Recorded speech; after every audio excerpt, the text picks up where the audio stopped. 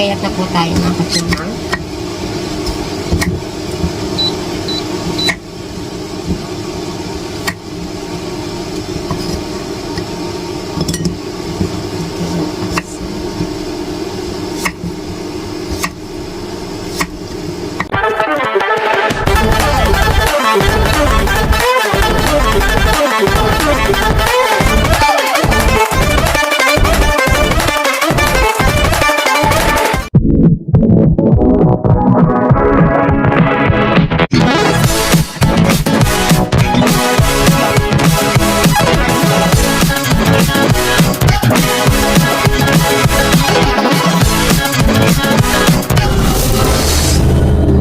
Mga inang po tayo, gagawa tayo ng sabaw. Style po ito, healthy. Ika nga po ay mga herbal, mga iniinom-inom nila. Kaya ganun din po ang aming kinagisna na iniinom. At ito nga po at nagpakulo, hinalbusan ko na po yung ating 5 gayat na pork bones. Ayun, kapapatay ko lang po. Kasi, yan, huhugasan po natin yan. Pagkatapos, magpapakulo po ulit tayo ng mga 10 cup of water. Tapos, kapag kumukulo na, ibabalik na po natin yung pork. At syempre, isasama na po natin ang ating mga ingredient. May kalabasa po tayo dito. Ayan, gaget-getting ko pa po. And then, ito pong corn, gagayatin din po natin with 2 inches. Ganun din po itong carrots. At may cheese nut po tayo. And ito po, isa ko sa favorite ko sa mga sabaw na nakahalo. May 2 dates dry po tayo dito. The dates. Ayan. At ito is nose. Ayan. At syempre, ang kaunting pampalasa, kailangan natin ng salt. Iodized salt po yung ating gagamitin. Kasi po, hindi ko makita yung, naitabi ko po yung isang asin. Yung talagang ano ang tawag doon? Ayan. Basta yung asin na isa. Di ba? Nalimutan ko mga katinumang. Yung isang asin, hindi itong iodized. Yung talagang asin na ginagamit natin na normal. Ayan. Maganda po yun sa sabaw. Pero kapag po nakita ko mamaya yun, yun po talaga ang ating gagamitin. Iaasin natin. O, kaya guys, ito, huhugasan ko na po ulit yan.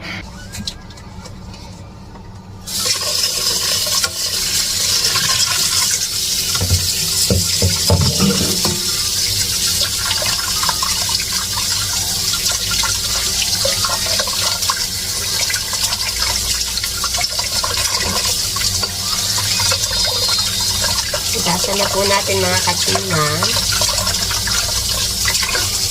Tapos magpapakulo po ulit tayo ng tubig.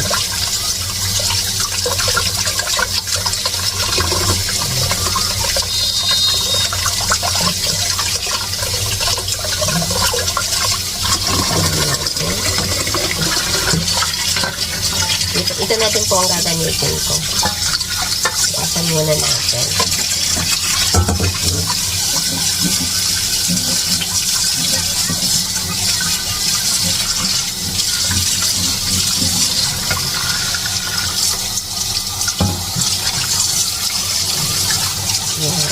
Nakaano lang po ako, short ribs ngayon dahil na medyo mainit po ngayon dito. Biglang uminit. Kung kahapon po malamig, biglang uminit na naman.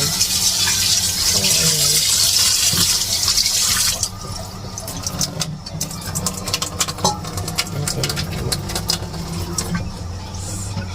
Ito tayo kumuha ng ating pangsabaw.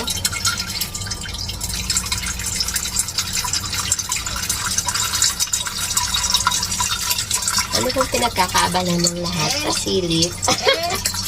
Wow. What do you want? Okay. What do you want? Okay. Wait. Where's your snack? Are you done? Are you done with snack? Oh. Okay. Wait. Oh. Ito masala. Just wait.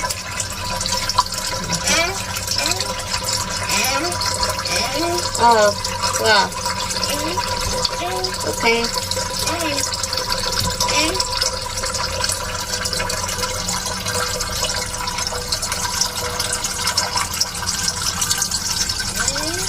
Yes.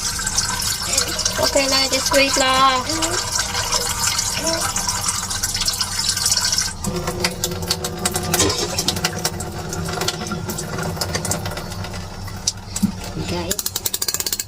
ating pakukuluan na. Kuluan natin yung water. At habang pinapakuluan natin ang water, ay atin naman pong gagayatin yung ating mga kailangan. Pakitan po natin para madali.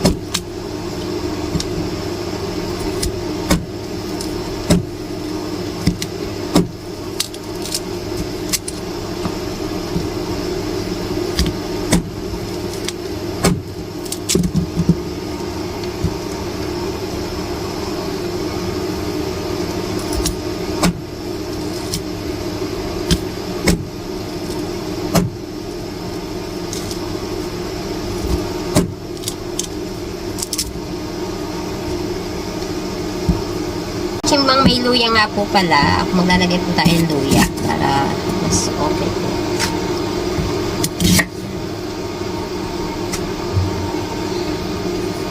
Lagyan natin ng luya. Depende po na yun sa inyo. Optional po ito Pwede naman po siyang walang luya. Pero kung gusto nyo po na may luya, kahit, depende din po kung gaano kadami ang gusto nyo ilagay. Ayan. Medyo may ano na ang ating luya, mga kachingmang. Ang tagal na po nito sa ref. Natagalan na po sa ating ref. Muntik na siyang magkadahong. Magkakaugat na po siya.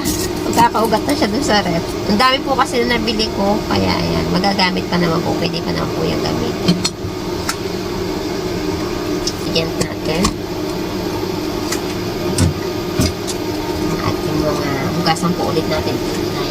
Hugas na po ito kanina. Pero hugasan na natin ulit natin. Ayan. Wait na po natin. Wait. Ay, nalaglag. Ay, tumalon.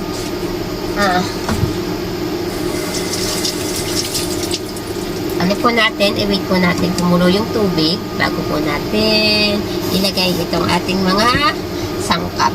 Ayan, at saka itong ating pork. Ayan mga kachimang. 2 hours po natin siyang pakukuluan mga kachimang. Kaya pakikita ko sa inyo kung ano yung magiging kulay niya after 2 hours. Guys, kumukulo na po. Ilagay na po natin ang ating mga lahok. Medyo nandahan. Dahan-dahan, baka mapasok, mabandian. Ayan, at ilalahok na din po natin ito. Guys.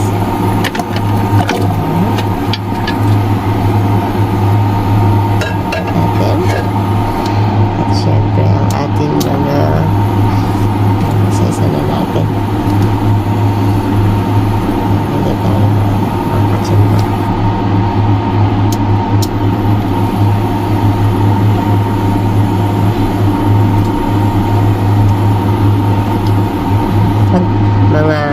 Lagyan natin siya po ng asin mga 10 minutes bago matapos. Kapag nakakulo-kulo na po siya. Guys. Ayan. Sige, hayaan na po natin siyang kumulo. Pakukuluin po natin siya ng 2 hours mga kachimang. Kachimang, ang ating mga laban, ang damit ni baby, mga mga puting damit ni daddy, ito naman yun sa akin, tapos yung mga black, di yan, pangkuli naman po siyempre yung mga black. Ayan, kaya yan, tingnan nyo. Simulan na natin, medyo madami-dami to. ano po ito, 3 days na, 3 days. 3 days po akong hindi naglaba, kaya tara guys, simulan na po natin. Maglaba na po tayo. Yan, tara na po, maglalaba na po tayo. Ganyan, nakakalat na yung labahin ko. Kasi sineparate ko po muna. Baka may mapasama na naman. May mapasamang itim sa puti. Kahit na sabihing sineparate, minsan may nakasingit na medyas. Di po ba? Nag-iiba talaga ang kulay ng puti kapag nalahukan ng decolor. Ayan, let's do it guys. Laba-laba na tayo! Ito po yung ginamit ko. Ayan. Na, pang sabon natin. Ang bango. Para siyang perfume. Ang bango niya mga kapatid. Habang tayo nagluluto ng ating sabaw, ay tayo naglalaba din. Ilayo natin ang ating mobile. Medyo malakas na po yung pagkakakulo niya. Ayan.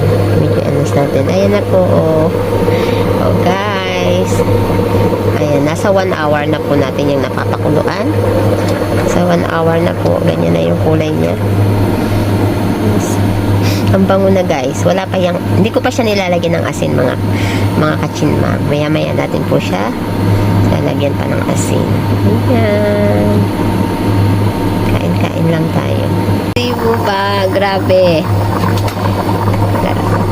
Lalagyan na natin guys ng asin para magkaroon na siya ng lasa. Ayan na po. Sabi ko sa inyo, yung kalabasa, yung usok na pupunta sa aking camera. Ayan, yung kalabasa po ay natunaw. Nag-ano na siya. Natunaw na. Kaya yan. Kaya talagang yummy po siya. Yung ating kalabasa ay talagang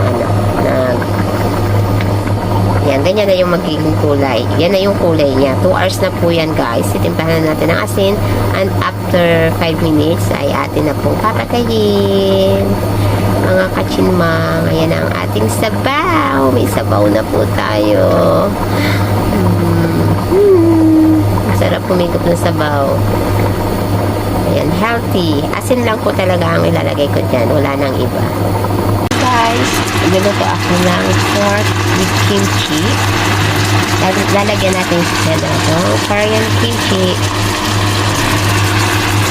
Korean style lang po yung luto ko dito. May na po yan. May sibuyas, tapos bawang, kaunting ginger, luya. Lalagyan ko na po yun ng konti lang na asin. Tapos yung Korean chili sauce. Ayan po, konting soy sauce. Ayan yung ating lutuin tonight for dinner. Kasama ng sabaw, diba? Ito medyo ma-spicy ng kaunti. Tapos may sabaw tayong baby gusto. Di wow. Ayan po yung ating pagkain. Korean style po itong aking niluluto. Mga kachinmang. Korean style po yan Hindi nyo po makikita yung garlic kasi yung garlic po ay ginamitan ko ng, alam nyo po yung namibili namin. Nabibili ko ng tayo sa garlic para mas pilo siya. Ganun din po ang ginawa ko sa sibuyas. Dadagdagan po natin siya ng kaunti pang water. Tapos lalagyan po natin siya ng kimchi. Dito ko lang gagamitin ko yung pinakuluan ko na chili. Lagyan natin ng kaunting water yun. Para mas lumambot yung ating. Kailangan patagalin natin ng kaunting kulo para lumambot yung curd. Dahil po, gusto ko sana okay lang yung mga hindi hindi naman yung matubo. Basta kailangan ko po yung pakatagalan ng kulo pa dahil na si daddy. Ako po ay, ang ngipin ko po ay original pa. Si daddy po ay fake na ngipin. Postizo na po siya. Kaya ako naman po ay hindi pa, ang ngipin ko naman po ay yung tunay na ngipin pa. Ayan. Hindi ko alam kung paano pa. buksan tong kimchi. Parang napasara ako nito. Mga kachinmang. Sige, buksan ko po muna. Nalagay na natin ang ating kimchi, mga kachinmang. Hindi naman po ganun kadami yung ilalagay ko. Konti lang. Konti lang po yung kimchi. Dahil naman po kami kakain. Nito, si daddy at ako. Ano lang po yan, para masabi natin yung kimchi pork. Hindi, dahil mas gusto ko po talaga yung kimchi yung ganito, yung fresh. Pero masarap din po yan. Kung hindi nyo pa po try nyo po sa Korean style naman tayo, mga kachima. Pork with kimchi. Okay, pakulaan natin lang. Patagalin natin naman. Palambutin natin yung baboy. Okay guys.